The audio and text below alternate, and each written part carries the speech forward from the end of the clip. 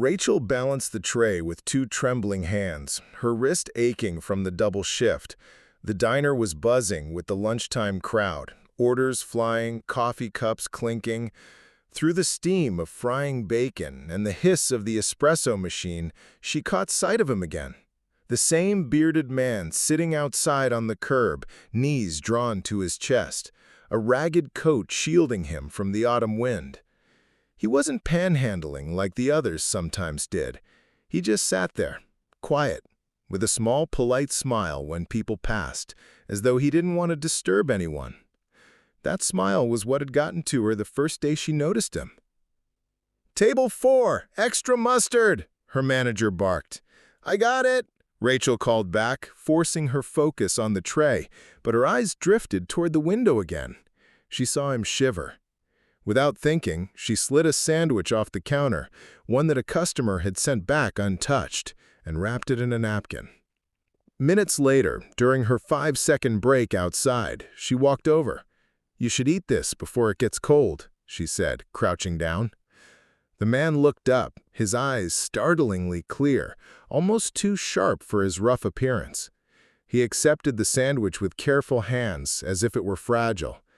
"Thank you, miss," he said softly. "You're very kind." Rachel shrugged, suddenly self-conscious. "It's just food. Everyone deserves that."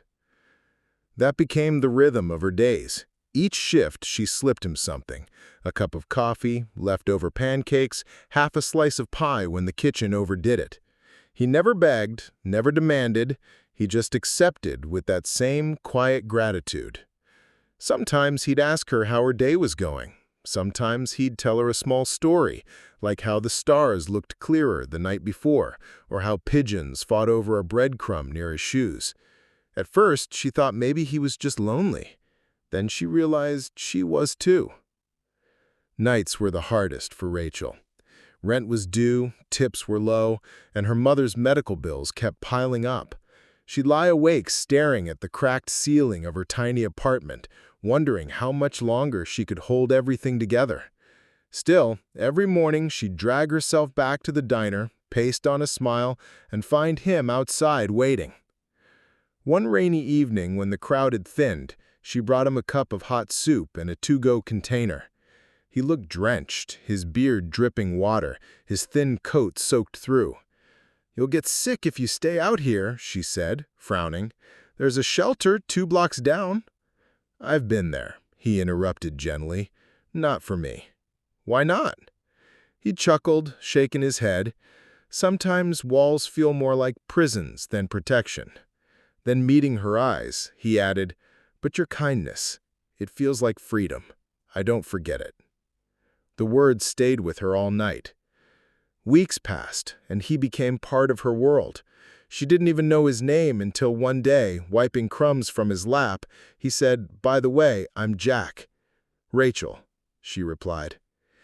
They shook hands like old friends.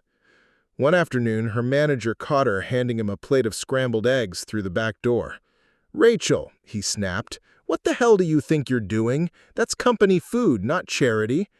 Her face burned. "It was leftovers. I don't care if it was gold-plated garbage. Stop feeding vagrants or you're out." Her stomach sank. She couldn't afford to lose this job. But when she looked at Jack's face, calm yet quietly hurt, something inside her rebelled. She waited until her shift ended, then slipped him a paper bag with a sandwich she bought with her own tips. "Sorry about earlier," she muttered. Jack smiled faintly. "You have nothing to apologize for."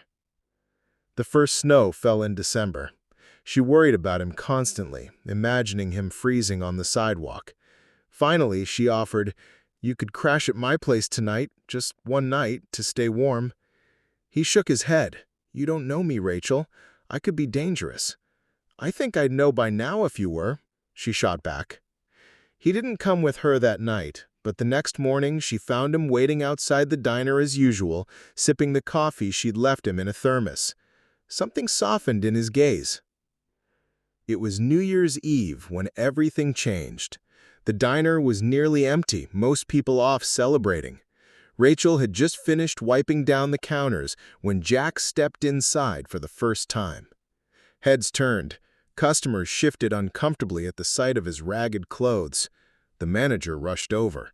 "Sir, you can't be in here." "He's with me," Rachel cut in firmly.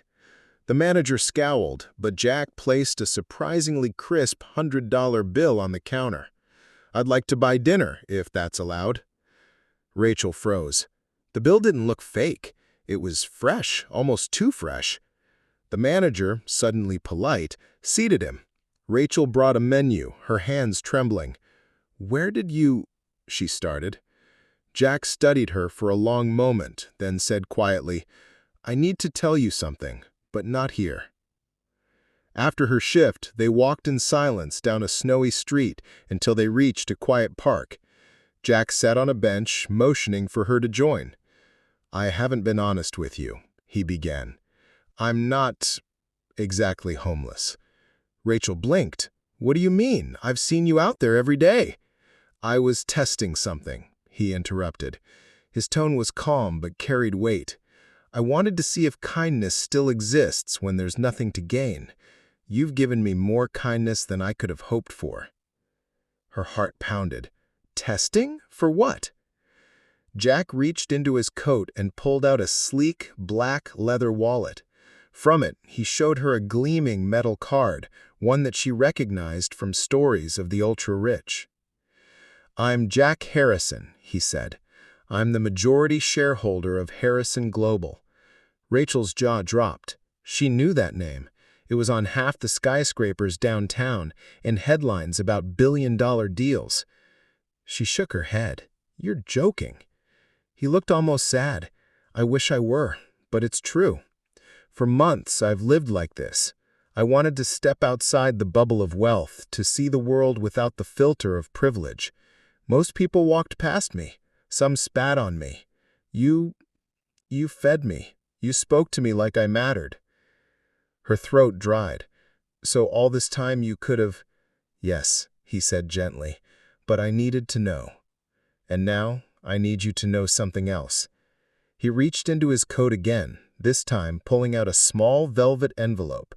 Inside was a check, her name written neatly on the front, the numbers making her dizzy, enough to pay off her mother's medical bills, enough to change her life. Rachel's eyes filled. I can't take this." "You can," he insisted, "because you've already given me something worth more than money. You reminded me that compassion still exists." She sat in stunned silence, snowflakes landing on her lashes. Finally, she whispered, "Why me?" Jack smiled, and it was the same quiet, grateful smile she'd first seen outside the diner. "Because when no one else looked twice, you saw me." In the weeks that followed, Rachel's world shifted. She quit the diner, paid off her debts, and moved her mother into better care. Jack disappeared for a while, returning to his life of boardrooms and luxury. But sometimes, late at night, she'd get a text message. "Clear night sky. Stars are brighter than usual." Or, "Saw a pigeon fight again today. Thought of you." And she'd smile, knowing that behind the polished suits and billion-dollar contracts, there was still the man who once sat shivering on the curb, grateful for a simple sandwich. Because in the end, money hadn't revealed his true worth. Kindness had.